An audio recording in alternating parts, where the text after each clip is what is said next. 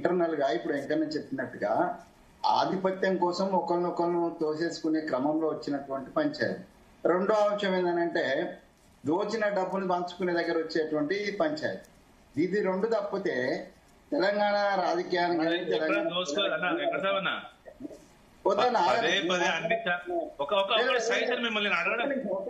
ఒక్క నిమిషం నీకంటే నేను చాలా సన్నిహితుని కేసీఆర్ గారు.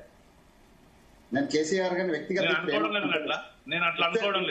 నేను వ్యక్తిగతంగా ఏమంటలేను, చెప్తున్నా ఓవరాల్ గా. నేను చెప్పిన ఇప్పుడు ఒక ఈఎన్సీ దగ్గర పట్టుకుంటేనే 200 కోట్ల రూపాయల డబ్బులు దొరికినాయంటే అలా కొంత అవినీతి జరిగింది అనేది చాలా స్పష్టము.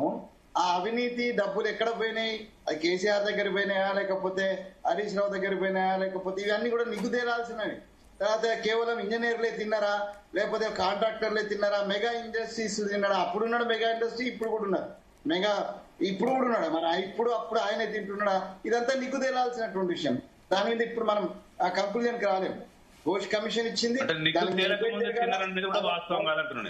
సంబంధించినటువంటి చాలా వివరాలు బయటికి రావాల్సినటువంటి అవసరం ఉన్నది.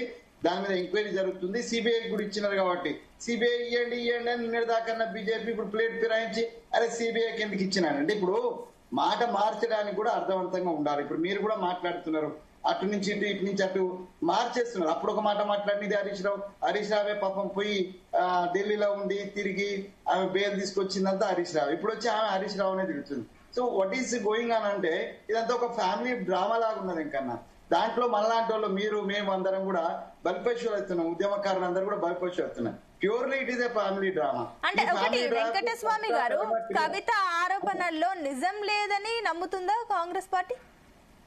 మేమెందుకంటామండి, ఘోషే చెప్పినది ఆరోపణలో కరెక్ట్ ఉన్నది. ఆయన కాళేశ్వరరావు అని ఇప్పుడు గత గవర్నర్ ఏమన్నారు, ఈయన పేరు హరీష్ రావు కాదు కాళేశ్వరరావు అని పేరు పెట్టాలన్నారు.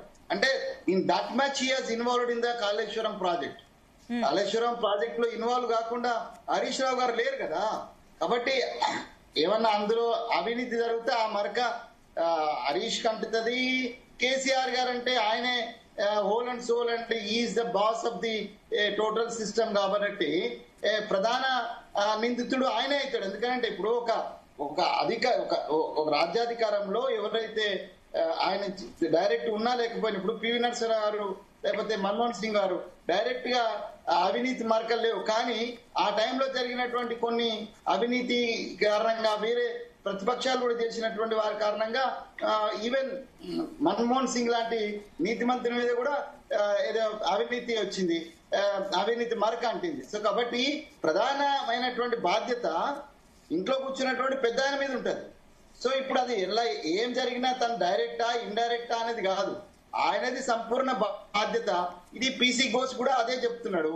సో దాంతో పాటు దాన్ని బాధ్యతలో ఉన్నటువంటి హరీష్ రావు గారు కావచ్చు, లేకపోతే కేసీఆర్ ను అనుక్షణం కాగబెట్టుకొని కసిపెట్టుకొని ఆయన ఆరోగ్యంతో సహా అన్ని చూసేటువంటి ఆయన కుమారుడు, వాళ్ళ మరదల కుమారుడు సంతోష్ రావు డైరెక్ట్ అయితే ఉండదు, ఆయన కనడానికి ఉండదు. ఆయన మంత్రి కాదు, ఆయన ఏమి కాదు, కానీ ఇండైరెక్ట్ ఉండొచ్చు.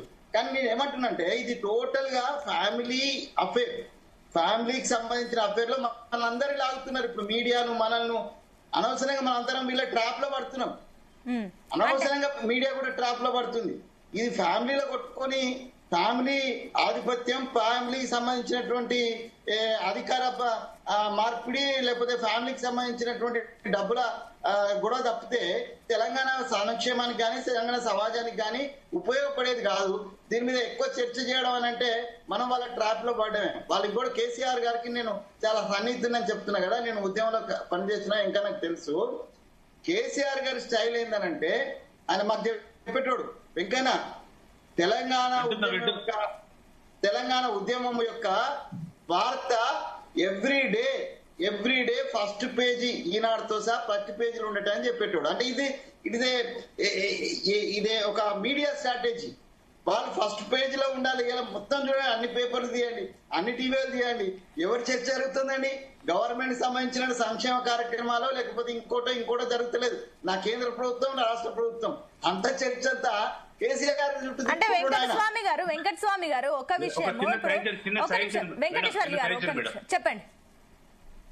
ఇప్పుడు వెంకటస్వామి చాలా మంచిగా విఫలించినప్పుడు, ఒకవేళ మొన్న పీసీ ఘోష్ కమిషన్ మీద చర్చ జరిగినప్పుడు అక్బరుద్దీన్ ఓవైసీ గారు అన్నదానికి ఒక్క సమాధానం గవర్నమెంట్ కి రాలేదు. ఏమైనా చెప్పగలుగుతారా అంటున్నా? ఇప్పుడు పీసీ ఘోష్ మీద చర్చ జరిగితే బాగానే ఉండేది. ఇప్పుడు ఏం జరుగుతుంది? కవిత మీద ఒకటి వెంకటస్వామి గారు ఇందాక వెంకటేశ్వర్లు గారు ఒక పాయింట్ అన్నారు, లిక్కర్ స్కామ్ వల్ల బీఆర్ఎస్ పార్టీ రోజు ఓడిపోవాల్సి వచ్చిందని చెప్పేసి ఆయన ఒక మాట అన్నారు. అంటే కవిత బయటకు రావడం వల్ల ఇక్కడ ఎక్కువగా లాభపడ్డది కాంగ్రెస్ పార్టీయేనా? ఇప్పుడు కూడా లాభపడుతుందా? ఇప్పుడు మాకు లాభం వచ్చేది లేదు, మాకు నష్టం వచ్చేది లేదమ్మా. నేనేమంటున్నంటే ఇదంతా కేసీఆర్ గారు కర్మక్రియగా ఆడిస్తున్నటువంటి ఒక పెద్ద ఫ్యామిలీ డ్రామా.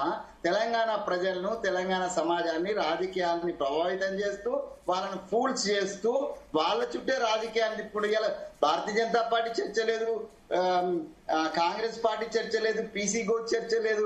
మీరు అందరు ఎక్కడ పోయిండమ్మా? కవిత, హరీష్ రావు, కేటీఆర్, కేసీఆర్ మందనే పోయింది. కాబట్టి ఇదంతా కూడా శుష్క వాదనలు, ఇవన్నీ కూడా వాళ్ళకి నష్టం జరిగింది. ఇప్పుడు కర్నూలు సాగుకు 100 కార్ల అవినీతి కావచ్చు అని కావచ్చు. సో దాంట్లో ఇది కూడా కారణం కావచ్చు, నేను అంటలేను.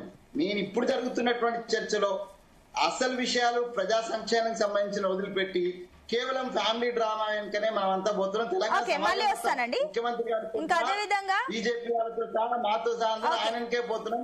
ఇది శుష్క వాదన నా ఉద్దేశం అండి.